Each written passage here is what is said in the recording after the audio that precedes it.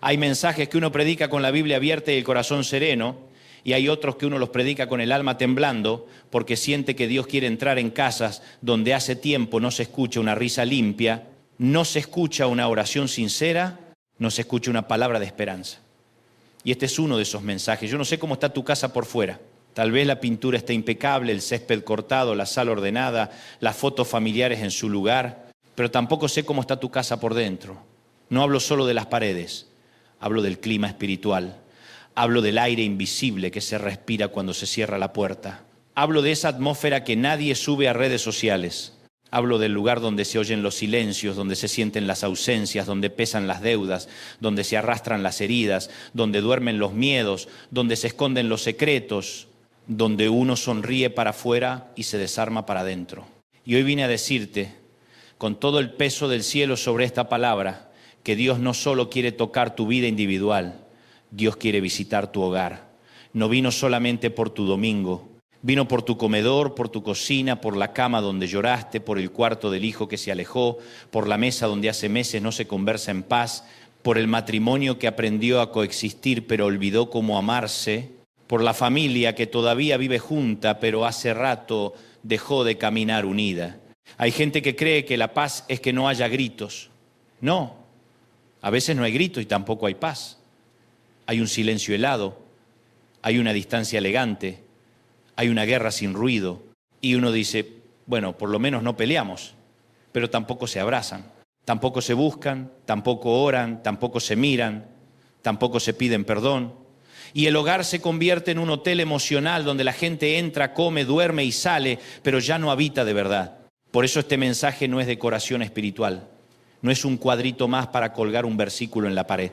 Este mensaje es una irrupción del cielo para decirte que donde hubo caos puede haber orden, donde hubo sombra puede haber luz, donde hubo sequía puede volver a correr el río de Dios. La Biblia muestra una y otra vez que a Dios le encanta visitar casas, no solo templos, casas. Y eso a mí me conmueve. Porque hay quienes piensan que Dios se mueve únicamente en auditorios, en congresos, en plataformas, en campañas, en lugares donde hay música de fondo y luces bonitas. Pero el Señor tiene una obsesión santa por entrar donde nadie lo espera. En Juan 20:19, los discípulos estaban encerrados en una casa con las puertas cerradas por miedo, y Jesús apareció en medio de ellos diciendo, paz a vosotros. No llegó con reproche, no llegó con regaño, no llegó diciendo, así que ustedes me abandonaron. Llegó diciendo paz. Eso me fascina del Maestro. Él sabe entrar a un ambiente contaminado por el temor y cambiar la temperatura espiritual con una sola palabra. Quiero hablarle hoy a la gente que tiene las puertas cerradas, a los que cerraron la puerta por cansancio, a los que cerraron la puerta por traición, a los que cerraron la puerta por miedo a sufrir otra vez, a los que ya no dejan entrar a nadie emocionalmente, a los que viven a la defensiva, a los que dicen ya aprendí, ya no vuelvo a confiar, ya no me vuelvo a ilusionar. Y mientras cerrabas la puerta al dolor, también sin darte cuenta cerraste la puerta a la esperanza. Pero el Cristo resucitado tiene una manera gloriosa de aparecerse aun cuando el acceso parece bloqueado. Porque Él no depende de tus condiciones perfectas para entrar, Él entra para producirlas. La paz que Dios trae no es superficial. La Biblia usa una palabra riquísima para hablar de paz. En hebreo, shalom no es solamente ausencia de guerra, es plenitud, integridad, bienestar, seguridad, completitud. Es la vida en su estado ordenado bajo el gobierno de Dios. Y en griego, eirene habla de totalidad, de partes que vuelven a unirse, de una armonía que Dios regala. O sea, cuando Dios dice paz, no está diciendo simplemente que no discutan más. Está diciendo, voy a poner en orden lo que estaba roto, voy a unir lo que estaba fragmentado, voy a sanar lo que estaba quebrado. Entonces, hoy no te estoy anunciando un alivio momentáneo, te estoy anunciando restauración. Y restauración no es maquillaje, restauración no es aprender a disimular mejor, restauración no es tapar una grieta con una foto familiar linda. Restauración es cuando Dios mete la mano en la estructura del alma y del hogar y empieza a reconstruir desde adentro. Mira lo que pasa con Zaqueo en Lucas 19. Jesús lo ve arriba del árbol y le dice algo que a mí me vuela la cabeza. Hoy es necesario que pose yo en tu casa. Y después declara, hoy ha venido la salvación a esta casa. No dijo solamente a este hombre, dijo a esta casa. Eso significa que cuando Cristo entra de verdad, no toca una esquina, toca el sistema entero. Toca la economía, toca la conciencia, toca las relaciones, toca la manera de tratar al prójimo, toca el uso del dinero, toca la conducta, toca la conversación, toca la dignidad. Porque Zaqueo no solo sintió bonito, Zaqueo empezó a reparar daños, a devolver lo mal habido, a ordenar lo torcido. La visita de Dios produjo fruto visible. Y aquí tengo que detenerme un segundo porque hay hogares que quieren paz pero no quieren verdad. Quieren alivio pero no arrepentimiento. Quieren abrazo pero no ajuste. Quieren que Dios pase perfume espiritual, pero no que abra los armarios donde escondimos el orgullo, el egoísmo, la manipulación, la adicción, la indiferencia, el resentimiento. Y no funciona así. La paz bíblica nunca es enemiga de la verdad. La paz que Dios trae no es para que sigas administrando el caos con mejores modales. Es para que te rindas y digas, Señor, entra hasta el fondo. Muéstrame lo que tengo que soltar. Corrige lo que tenga que ser corregido. Derriba lo que yo ya no puedo sostener. Porque hay casas que no necesitan una discusión menos, necesitan un altar más.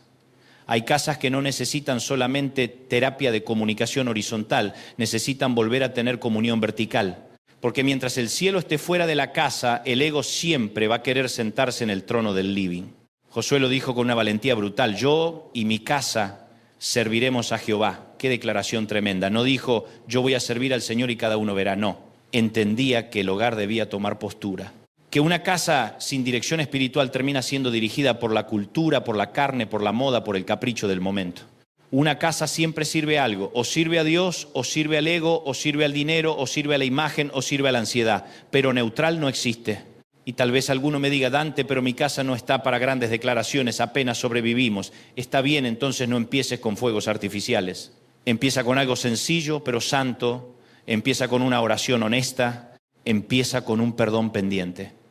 Empieza apagando el ruido para escuchar a Dios. Empieza bendiciendo el hogar en voz alta. Empieza abriendo la Biblia. Empieza poniendo a Cristo en el centro, aunque al principio te salga torpe. Porque no es la elocuencia lo que transforma una casa. Es la presencia. El Salmo 127 dice, si Jehová no edificare la casa, en vano trabajan los que la edifican. Qué palabra tan precisa. Uno puede edificar una casa financieramente, decorarla maravillosamente, llenarla de comodidades, poner cámaras, alarmas, seguros, cerraduras inteligentes y aún así, porque la seguridad sin la presencia de Dios sigue siendo ansiedad con mejores dispositivos. El texto también dice que si el Señor no guarda la ciudad, en vano vela la guardia. Hay esfuerzos humanos que son nobles pero insuficientes. Hay cosas que solo Dios puede custodiar. A veces uno quiere salvar el hogar con planificación, con agendas, con reglas, con presupuestos, con estrategias. Y está bien, todo eso ayuda. Pero si el Espíritu de Dios no sopla sobre la estructura, el ambiente sigue seco. Porque hay hogares donde todo está programado pero nada está vivo. Se organizan bien pero no se abrazan. Cumplen funciones pero no arden de amor. Administran pero no ministran. Y Dios no quiere simplemente una casa eficiente, quiere un hogar habitado por su paz. Yo siento en mi espíritu que hay gente escuchando esto que hace años no duerme en paz dentro de su propia casa. Gente que llega del trabajo y siente un peso en el pecho antes de abrir la puerta. Gente que ama a su familia, pero le cuesta respirar en ese ambiente. Gente que se acostumbró a caminar de puntillas para no detonar otra bomba emocional. Gente que vive calculando el humor del otro. Gente que ya no conversa, sino que negocia. Gente que aprendió a vivir en modo supervivencia. Y el Señor hoy te dice, yo no diseñé tu hogar para que sea un campo minado. Yo lo diseñé para que sea un refugio. Isaías 32 dice que el efecto de la justicia será paz y el resultado de la justicia reposo y seguridad para siempre. Luego añade, mi pueblo habitará en morada de paz, en habitaciones seguras y en recreos de reposo. Eso no es una promesa decorativa, eso es el sueño de Dios para su pueblo. Pero déjame decirte algo que quizás no te guste de entrada. La restauración de una casa muchas veces comienza por la restauración de una persona. Y a veces tú oras, Señor, cambia mi hogar. Y Dios responde, voy a empezar por ti. Porque nosotros siempre queremos que el cielo caiga primero sobre el otro. Señor, toca a mi marido. Señor, quebranta a mi esposa. Señor, endereza a mis hijos. Señor, cambia el carácter de mi suegra. y ahí sí ya estamos pidiendo milagros de alto calibre. Pero a menudo Dios empieza por el corazón del que ora. Porque quizá el ambiente de tu casa no solo está herido por lo que te hicieron, también por cómo respondiste, por la dureza que levantaste para protegerte, por la indiferencia que confundiste con madurez, por el silencio que llamaste paz, pero era castigo, por la ironía fina que parecía inteligencia, pero era amargura con perfume, y el Señor te ama demasiado como para bendecir tu discurso sin sanar primero tu interior. Mira el caso del carcelero de Filipos en Hechos 16. Le dicen, cree en el Señor Jesucristo y serás salvo tú y tu casa. Después le predican la palabra a todos los que estaban en su casa y esa misma noche ocurre un giro, lava heridas, recibe a los siervos de Dios, se bautiza con toda su familia y la casa se llena de gozo. Esto me enseña que cuando Cristo entra, el hogar deja de ser solamente un domicilio y se convierte en escenario de transformación. Yo sé que algunos toman mal ese pasaje, como si fuera una fórmula automática, yo creo y mágicamente toda mi casa ya está rendida. No. El texto muestra fe, palabra anunciada y respuesta. Pero también revela algo hermoso. Dios ama trabajar en contextos familiares. Le gusta salvar en red. Le gusta tocar generaciones. Le gusta que una conversión se transforme en testimonio dentro de una casa. Le gusta que un comedor se vuelva púlpito, que una madrugada se vuelva altar, que una familia que venía rota descubra que el evangelio no solo sirve para el alma privada, sino para el tejido de la convivencia. Ahora bien, hay hogares donde no solo falta paz, falta vida. Se murió la ilusión, se murió la ternura, se murió la conversación, se murió la esperanza de que eso pueda cambiar. Y ahí es donde me acuerdo de la casa de Jairo en Marcos 5. Había llanto, conmoción, un diagnóstico final, tu hija ha muerto. Pero Jesús entra a la casa y cuando entra la vida, la muerte ya no tiene la última palabra. Toma a la niña de la mano y le dice, Talita koum, niña, a ti te digo, levántate. Y la muchacha se levanta. ¿Te imaginas ese hogar antes y después de la visita de Cristo? De funeral a fiesta, de lamento a asombro, de final a comienzo. Yo no sé qué se murió en tu casa. Tal vez no fue una persona, tal vez fue la confianza, tal vez fue la admiración, tal vez fue la pureza, tal vez fue la fe familiar, tal vez fue la capacidad de cenar sin tensión, tal vez fue el deseo de luchar por el matrimonio, tal vez fue la inocencia de tus hijos arrasada por todo lo que consumen, tal vez fue tu autoridad espiritual como padre, tal vez fue tu pasión por Dios como madre, tal vez fue la esperanza de volver a empezar, pero hoy, en el nombre de Jesús, yo vengo a decirte que si Cristo entra, aún lo que parecía muerto puede oír su voz. No estoy hablando de magia emocional, estoy hablando del poder del resucitado, del mismo que entró a la casa cerrada de los discípulos y dijo paz, del mismo que entró a la casa de Zaqueo y dijo salvación, del mismo que entró a la casa de Jairo y dijo levántate, del mismo que se presenta en Apocalipsis 3:20 diciendo, he aquí yo estoy a la puerta y llamo, si alguno oye mi voz y abre la puerta, entraré a él y cenaré con él. Qué imagen tan íntima. Dios no está gritando desde lejos, está tocando la puerta. No viene con una topadora, viene con una invitación. Y aquí hay una verdad que te la digo con mucho amor. Jesús visita pero no violenta, Él llama pero no patea la puerta, Él se ofrece pero no se impone. Por eso hay hogares que van a seguir igual hasta que alguien diga, Señor, pasa. Y a veces ese alguien eres tú. Aunque seas el único creyente en la casa, aunque los demás no entiendan tu fe, aunque se burlen de tu oración, aunque te sientas en minoría, nunca subestimes lo que Dios puede hacer a través de una sola persona rendida dentro de un hogar. Una madre que ora no es poca cosa. Un padre que bendice a sus hijos en secreto no es poca cosa. Una abuela que clama por sus nietos no es poca cosa. Un joven que se aparta en su cuarto y le dice a Dios, empieza conmigo, no es poca cosa. El infierno sabe que no es poca cosa, porque una chispa del cielo en una casa puede incendiar generaciones enteras para la gloria de Dios. También hay casas que necesitan restauración en el tema del perdón, y aquí sí se pone seria la cosa, porque no hay paz donde el resentimiento tiene domicilio fijo, no hay restauración donde cada quien lleva una libreta contable de errores ajenos. No hay visita de Dios sostenida donde se sirve comida en la mesa, pero debajo del mantel siguen vivas las cuentas pendientes del alma. Perdonar no es minimizar el daño. Perdonar no es decir que no dolió. Perdonar no es llamar bueno lo que fue malo. Perdonar es soltar el derecho de ser juez perpetuo. Es dejar de alimentar el incendio. Es decir, no voy a seguir sangrando por la misma herida todos los días. Hay hogares enteros viviendo enfermos porque alguien decidió recordar con precisión quirúrgica cada ofensa, cada humillación, cada ausencia, cada torpeza. Y entonces la casa deja de ser un hogar y se vuelve un museo del agravio. Yo sé que no es fácil. No me vengas con respuestas baratas porque la vida no duele barato. Hay traiciones que te rompen de verdad. Hay palabras que dejan cicatrices. Hay abandonos que te vacían. Hay injusticias que no se arreglan con un versiculito puesto encima como curita, pero también sé que si el perdón no entra, la paz no puede quedarse, y si la paz no se queda, la restauración siempre será parcial. Dios visita hogares para sanar memorias también, para cortar ciclos, para detener herencias emocionales que vienen pasando de generación en generación.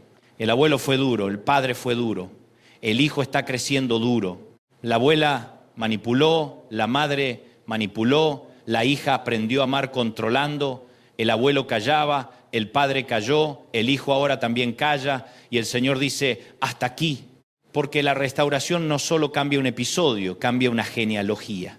Hay otro detalle precioso que no quiero dejar pasar. En 2 Samuel 6:11, el arca del Señor permaneció en la casa de Obed-edom por 3 meses, y el Señor bendijo a Obed-edom y a toda su casa. Esto me enseña algo glorioso.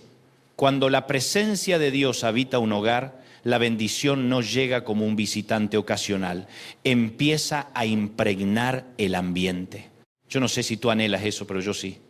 Yo anhelo casas donde se note que Dios está ahí. Y no me refiero a paredes llenas de versículos nada más. Me refiero a ambientes donde hablar no da miedo, donde pedir perdón no humilla, donde los hijos aprenden que la fe no es una teoría dominguera, sino una cultura de todos los días, donde el matrimonio entiende que el amor no se sostiene solo con química, sino con gracia, donde la disciplina no aplasta y la ternura no debilita, donde el nombre de Jesús no es un adorno religioso, sino una presencia honrada. Hay algo que el mundo no te dice. El mundo te enseña a diseñar casas funcionales. Dios te enseña a levantar hogares habitables para el alma. Y eso es distinto. Tú puedes tener metros cuadrados y no tener refugio. Puedes tener electrodomésticos de última generación y seguir sin paz. Puedes tener éxito profesional y una mesa familiar deshecha. Puedes tener seguidores, reconocimiento, aplausos y al mismo tiempo volver a una casa donde nadie sabe cómo hablarse sin herirse. Por eso la restauración del hogar es una de las mayores victorias espirituales que existen. Y hoy quiero hablarle también a quienes dicen, pero ya es tarde. No, no es tarde mientras Cristo siga tocando la puerta, pero ya pasó demasiado. No, no pasó demasiado para la gracia, pero ya hubo demasiados errores.